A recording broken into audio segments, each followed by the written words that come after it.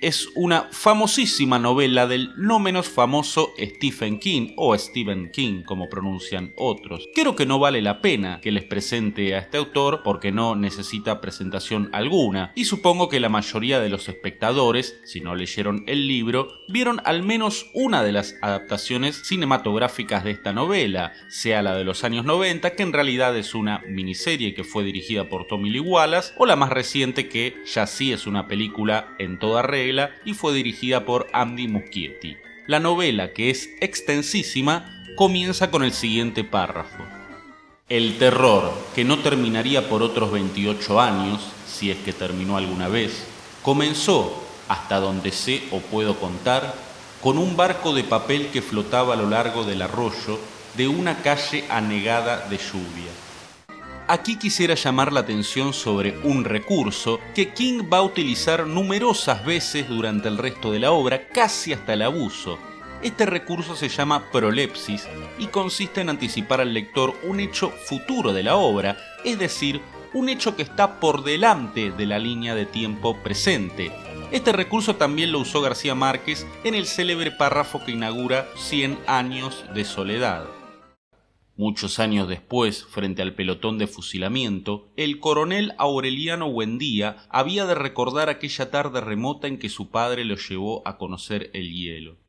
Pero volvamos con la novela que estamos analizando en esta ocasión. Desde la primera línea, King nos está diciendo que ese horror, que comienza con un barco de papel, durará 28 años si es que todavía no dura. De este modo, empieza prometiéndole algo al lector, le promete el horror mismo, un horror largo y duradero, y contrasta esa promesa con la imagen inocente de un barquito bajo la lluvia. Por supuesto que esto provoca de entrada una gran inquietud en el lector, y más cuando se le insinúa que hay un niño allí, porque si bien no vemos al niño, el juego de alguna manera está remitiendo a lo infantil, y por supuesto que el destino de ese hipotético niño no pinta muy bien que digamos. Una vez que plantó en nosotros esta semilla de inquietud, King ya puede tomarse su tiempo para perfilar sus personajes, una de las cosas que más le gusta a este autor, el desarrollo de caracteres, y presentarnos la atmósfera de Derry,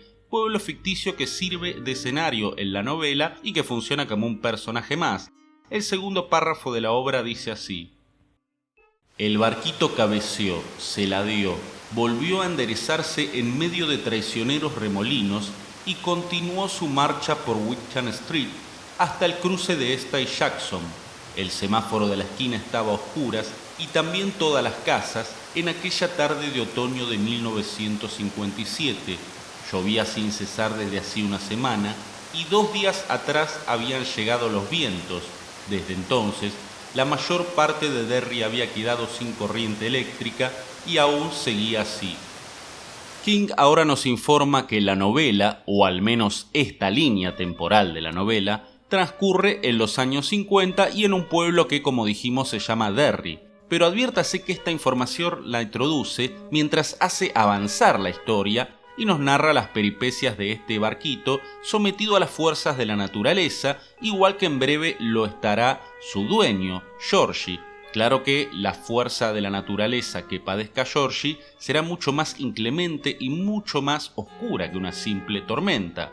Un escritor sin oficio hubiese detenido la historia para darnos esa información. De hecho, quizás, antes de comenzar la historia propiamente dicha, hubiese dedicado el primer párrafo a escribir algo como: esta historia tiene lugar en Derry allá por 1957. El viejo zorro de King, en cambio, prefiere lanzar antes un cebo al lector, prometerle el horror y clavar en su mente la imagen de ese inocente barquito. King todavía no ha mencionado a Georgie para este punto, pero no pierde el tiempo y en el tercer párrafo dice: un chiquillo de impermeable amarillo y botas rojas seguía alegremente al barco de papel. La lluvia no había cesado, pero al fin estaba amainando. Caía sobre la capucha amarilla del impermeable y a oídos del niño sonaba como lluvia sobre el tejado de un cobertizo, un sonido reconfortante, casi acogedor. El niño se llamaba George Denbrook, tenía 6 años.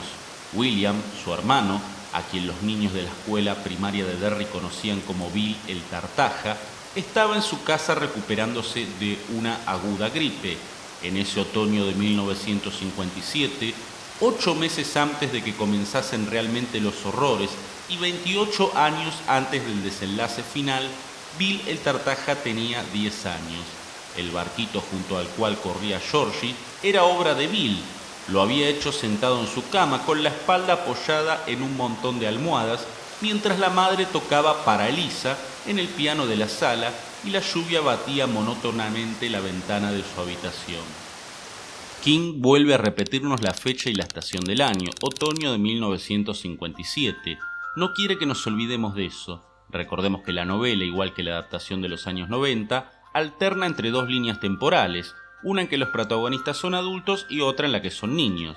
Pero además de fijar en nuestra cabeza las coordenadas de esta línea temporal, esta repetición imprime de entrada cierto aire traumático al evento, que será en efecto traumático para Bill, hermano del infortunado Georgie y uno de los protagonistas de la novela.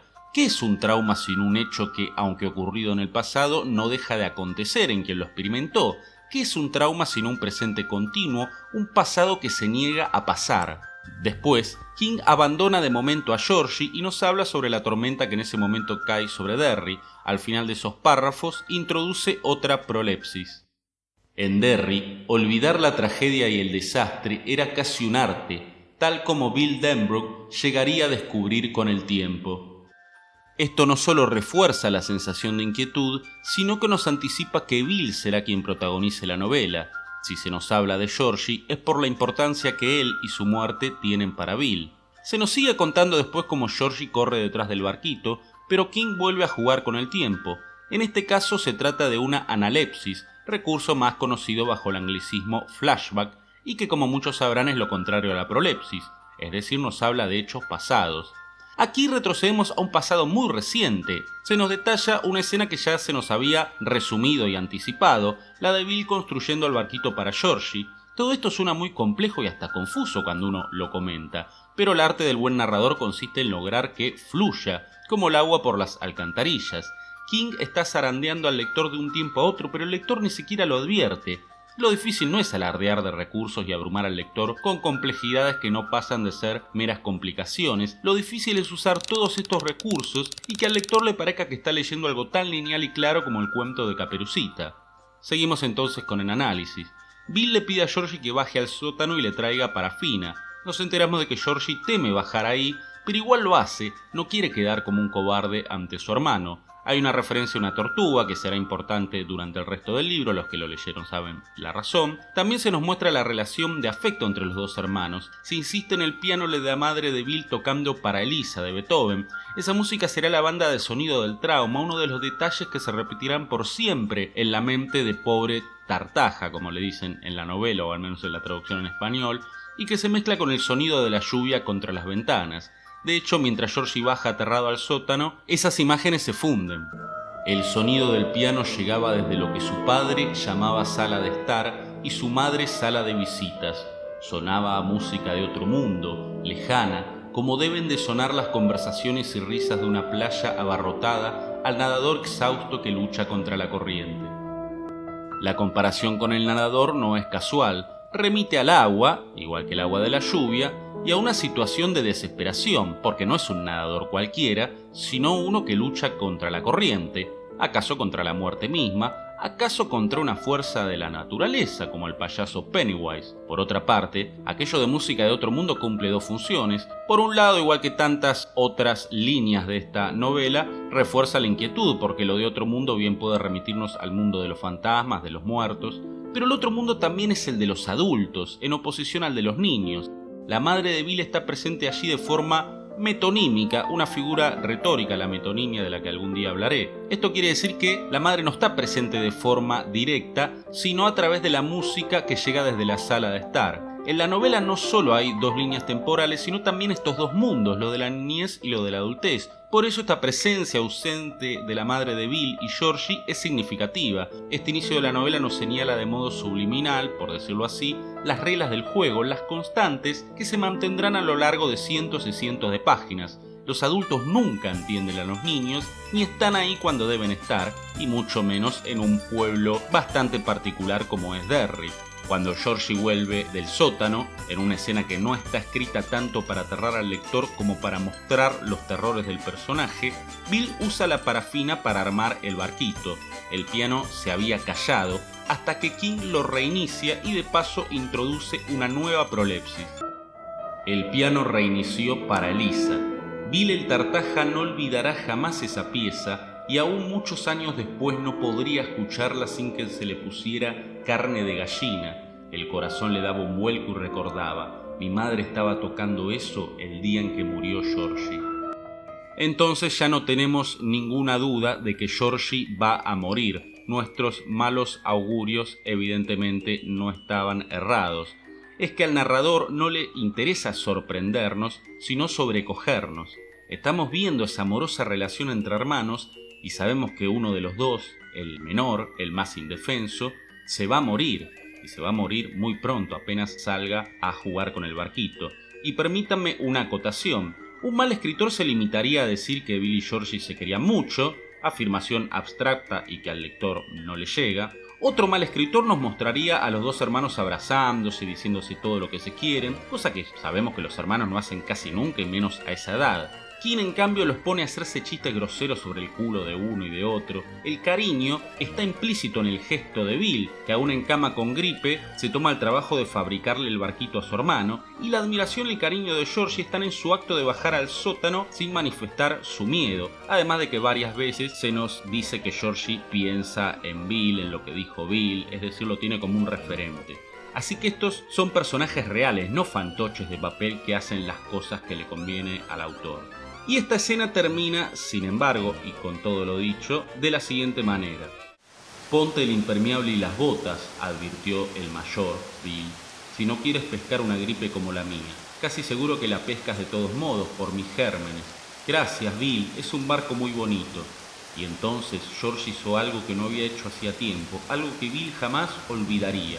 Besó a su hermano en la mejilla. Ahora sí la vas a pescar, culo sucio, dijo Bill, más animado. Sonrió. Y guarda estas cosas, si no a mamá le dará un ataque. Está bien. Georgie lo recogió todo y cruzó la habitación con el bote precariamente encaramado a la caja de parafina que iba dentro del bol. Georgie se volvió para mirar a su hermano. Ten cuidado. Descuida, frunció el entrecejo. Eso era algo que decían las madres, no los hermanos mayores. Resultaba tan extraño como haberle dado un beso a Bill. Y salió. Bill jamás volvió a verlo. Aquí sí King introduce una escena afectiva, por llamarla de alguna manera, pero remarca su excepcionalidad, algo que dicen las madres, no los hermanos mayores. Eso es lo que piensa Georgie. Y también se remarca la extrañeza de que Georgie le dé un beso en la mejilla a su hermano mayor. Debemos pensar entonces que algo dentro de esos dos chicos les advertía del terrible destino que les esperaba, a uno la muerte y a otro un eterno dolor y una eterna culpa por esa muerte. Eso queda a criterio del lector. El narrador se limita a narrar y no a decirnos lo que debemos pensar de la escena. En el segmento siguiente, y ya con una enorme expectativa, volvemos a Georgie y a su barquito, aunque ahora ya tenemos mucha más información. Conocemos al personaje y a su hermano, conocemos la relación entre ellos y sabemos que se va a morir. Bill pierde el barco dentro de la boca de tormenta y algo le habla de las alcantarillas. Así lo narra King. Y fue entonces cuando una voz razonable y bastante simpática, le habló desde dentro de la boca de tormenta. «Hola, Georgie». Georgie parpadeó y volvió a mirar. Apenas daba crédito a lo que veía. Era algo sacado de un cuento, de una película donde uno sabe que los animales hablan y bailan. Si hubiera tenido 10 años más, no habría creído en lo que estaba viendo. Pero no tenía 16 años, sino 6. En la boca de tormenta había un payaso. La luz era suficiente para que George Denver estuviese seguro de lo que veía. Era un payaso como en el circo o en la tele. Parecía una mezcla de Bozo y Clarabel, el que hablaba haciendo sonar su bocina Hubby Doody los sábados por la mañana. Buffalo Bob era el único que entendía a Clarabel y eso siempre hacía reír a Georgie. La cara del payaso metido en la boca de tormenta era blanca, tenía cómicos mechones de pelo rojo a cada lado de la calva y una gran sonrisa de payaso pintada alrededor de la boca. Si George hubiese vivido años después, Habría pensado en Ronald McDonald antes que en Bozo o en Clarabel. La voz que le habla a Georgie es simpática y razonable, porque si fuese terrorífica el chico habría salido corriendo, es chico pero no tonto. El narrador nos recuerda que un niño de 6 años, que nosotros mismos a los 6 años, es capaz de creerse un payaso dentro de una alcantarilla. Esto también será importante durante el resto de la novela. Además, el viejo zorro de King sabe que si bien esta línea temporal de la novela transcurre en los 50, muchos de sus lectores no vivieron aquellos años y no entienden las referencias, las otras referencias que da él. Por eso intercala la anacrónica mención a Ronald McDonald, pero declarando ese anacronismo. Es un entrar y salir del punto de vista de Georgie muy bien manejado. La escena continúa y la mayoría de ustedes sabrán cómo termina, al menos por las versiones audiovisuales. Igual les recomiendo leer el libro, les aseguro que allí hay mucho por descubrir y mucho por aprender si quieren dedicarse a la escritura. Es todo por hoy, les pido que se suscriban al canal si no lo hicieron, que comenten, que compartan, que me cuenten si les gustan este tipo de análisis. En la descripción tienen mi Facebook, porque si les interesa tomar taller conmigo me pueden escribir un mensaje privado, doy talleres virtuales y presenciales y la primera clase es gratis. Esto es El Sur, taller literario. Recuerden que la literatura es un sueño dirigido y acá aprendemos a dirigir nuestros sueños. Esto fue un análisis de las primeras páginas de It, de Stephen King. Hasta la próxima.